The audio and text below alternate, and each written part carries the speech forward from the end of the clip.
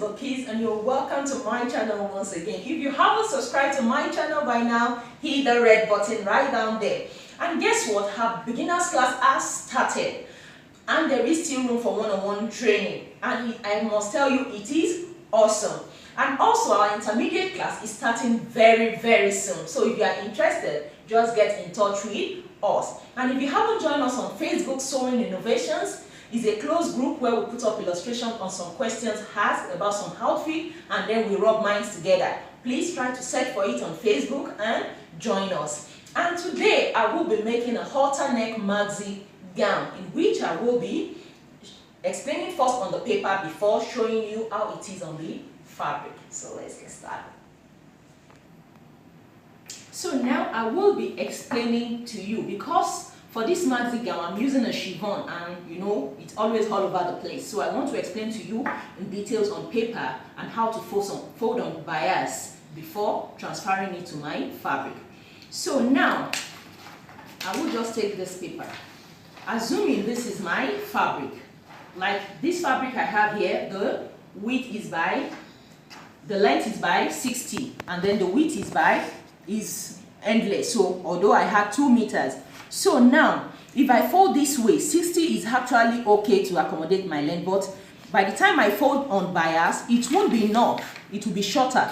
So I would be folding along the width this way to get my full length. So can you see the way I folded it?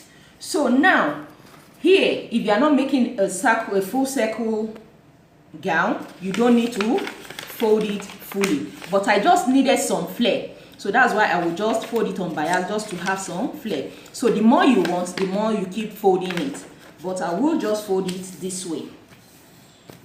So now having done that, so this fold will now be my straight line. So now first I will impute my shoulder measurement. This is now a straight line, can you see it? So my shoulder measurement, can you see? After inserting your shoulder measurement, then you insert your armhole line, that is your chest line. Like my armhole is 8.5 inches. By now you should be used to that and already know yours. So which is here. Can you see that? So here I will measure 3 inches, which is a standard. Can you see that? Then here is my shoulder measurement, which is also 8.5.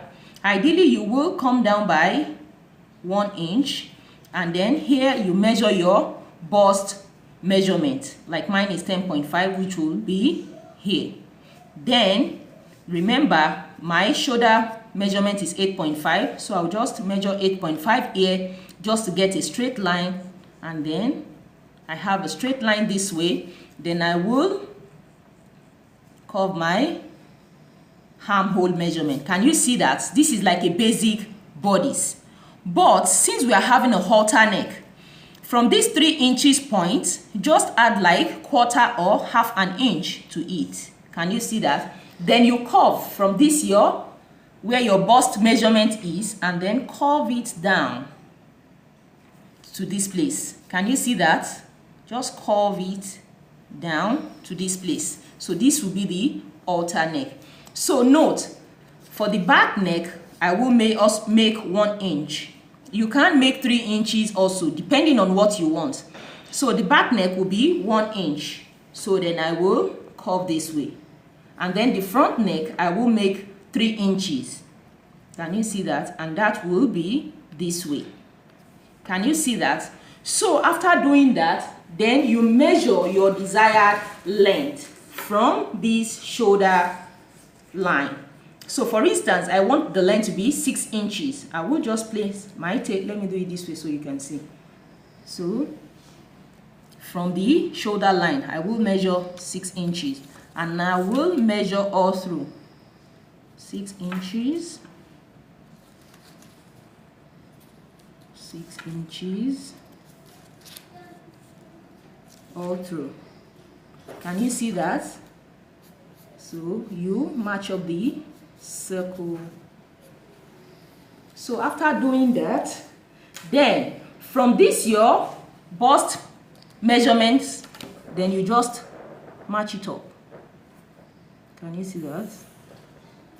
That is it. So except you want it to be fitted. If you want it to be fitted, then you will insert your waist measurement. But here I just want a maxi free gown. And peradventure you don't want it to be a little bit fitted on your boobs, just extend this line to the point when you fold. But I want mine like this, so I will be cutting it out. So remember, you will cut out the back neck first.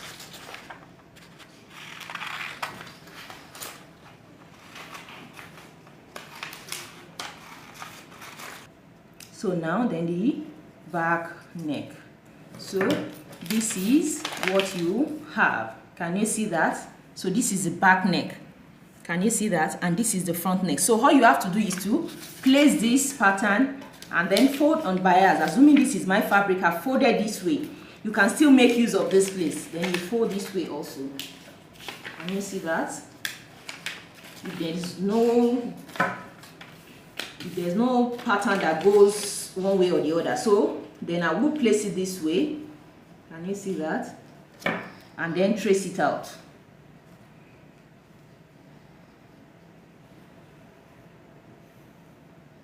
And then I will cut it out. So after cutting out the front neck, this is what it looks like. And you see this is deeper than this, but you have the same length. So I will show you how to cut the band for the neck area.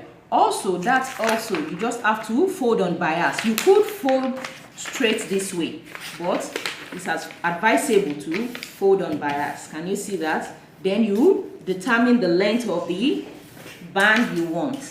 So let's assume I want 5 inches. There's 1 inch, and then my 5 inches stops here. Then the height of the band, it depends. Let's assume I want 1.5 inches for the height. Then I would add extra ½ inch allowance because it's on fold. So that will make it 2 inches. So just come up by 2 inches and also here and join with your ruler. Can you see that? Then you will cut out. So that will be the band for the neck.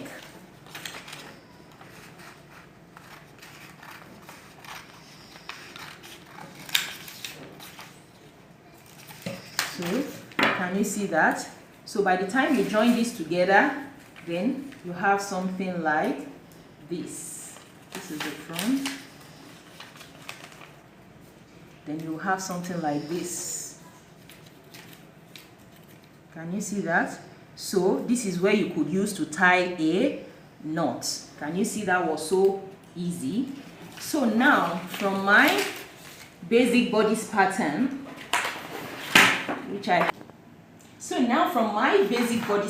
because I'm using chiffon, you can't draft directly on it. But to make it easier for me, I will just use my basic bodice pattern.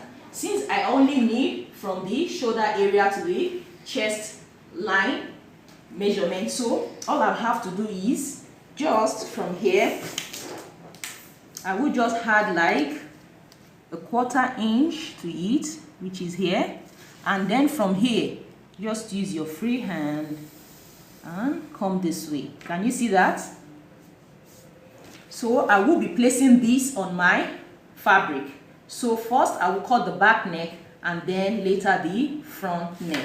So this is all I need.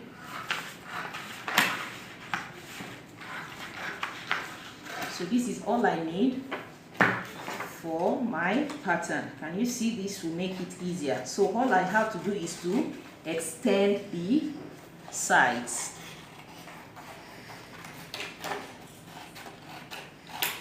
Can you see that? So this is what I will be using. So now I will show you how to fold in bias on the floor. So now this is my fabric on the floor. So I have folded in bias, just the same way I explained to you. Can you see that? So I have 2 meters of fabric. So I folded this way. Can you see? In bias, just as I explained on paper. And then the remaining I folded this way too. So can you see that? So this is how it looks. So now I will just place my pattern on it so that my bust is accommodated also. Then I will pin it down. So can you see that? So if you are drafting on it directly, after folding it on bias this way, determine this will now be a straight line to you, towards you. Then draw a straight line for your shoulder measurement and then start drafting just like I explained. So now I will be pinning it down. So do that carefully. That's the problem with chiffon material. So after pinning it down this way, can you see that? Then I will measure to find out is it okay for my length. So from here, because I came down 1 inch for the back, can you see that? Then I will check also. So here I have 60, so and I need like 63 inches. So then I will start marking. Can you see that this is 63? I will move the tape measure again towards this side and then measure again to get my 63 again. So this is my 63 here. So I'll just join this to this place before moving further. Then I will take it to this side again. Can you see that? So, and here I have my 63. So, just here. Then I will connect. Can you see that? So now I can cut out. So now I will start cutting.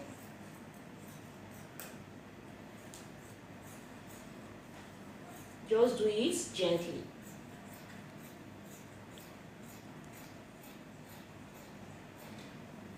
So that is the hemming area. So now then I will go in a straight line, just like I have folded, and then cut it down to the bust area. So now can you see? Then when you get to the bust area, just cover it. Make sure you add your seam allowance to it.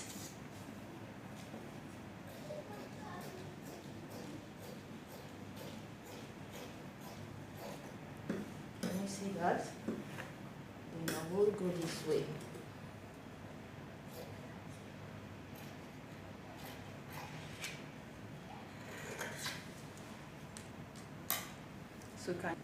So now this is what the back looks like. So now I will use this also to cut out the front, but I will cut off my front neck. So now on my basic bodies, for this neck, initially this was 4.5 and I needed 3 inches. For the back I did 1 inch down, but for the front, so for this halter neck, because it's going to be high neck, so I will make it 3 inches. So for this back, it's 1 inch. So all I'll do is just place 1 inch and then 3 inches will be here. Can you see that? So then I will redraw. So this is my 3 inches neckline. Then I will cut this before placing on my front pattern. So can you see that? So now I will now place this on the front pattern to cut. So now I placed the back pattern on the remaining fabric in which I have fold on bias. Can you see that? So after placing it on it, then I will cut through. So after then, I will now reshape the neck with the pattern I cut out. So I'm through with this. Can you see? This is the front pattern. So I will cut the side now. The armhole area. Make sure you pin your fabric together.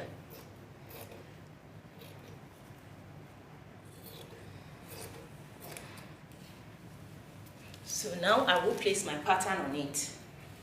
Now I will just remove the previous one in which we cut out and then place this pattern on it. Can you see that? And then redraw the neck. So I will be cutting this off for the front neck. So now this is for the back and this is for the front. Can you see the neck for the front? And can you see? So by the time you join it together, it looks something like this. Can you see? So it will be so lovely. Then just use the remaining fabric to make the band, or you can use another color entirely to make the band for the neck, just as I've explained on paper. And that is just it on how to cut a halter neck maxi gown. If my tutorial has been helpful, just give me a thumbs up and share with your friend. And do not forget to subscribe. Bye.